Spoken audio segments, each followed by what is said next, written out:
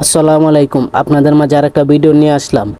আজকের ওয়েদারটা অনেক সুন্দর, আজকের আকাশটা অনেক সুন্দর, আর এই জায়গাটা অনেক সুন্দর আমাদের এলাকার। এই জায়গার মাঝে মাঝে মাঝে আয়া একটু বই, মাঝে মাঝে ছবিও তুলি। আবার উপরে আকাশটা দেখতেছেন কি সুন্দর সাদা, সূর্যর জায়গাটা দেখছেন কেমন সুন্দর হয়েছে, লাভের মতো। অনেক দিন পরে এমন ওয়েদার পাওয়া গেছে। আমাদের কাকু ওয়েদার দেখার লাগে গাইছে ন, দেখতে দেখতে খুব ভালো লাগতেছে, হালকা বাতাস। এবার কত ঘোরাঘুরি করছি, ছবি তুলছি, আবার ওয়েদার দেখতাছি, ভালো লাগতেছে, বাতাস আইতাছে। আজকের দিনটা অবশ্যই অনেক সুন্দর, আকাশটাও সুন্দর। পরে দিহি এক জালমুড়ি উলাইতাছে, পরে জালমুড়ি খাওয়ার জন্য বেড়ার উকিল যাইতাছি।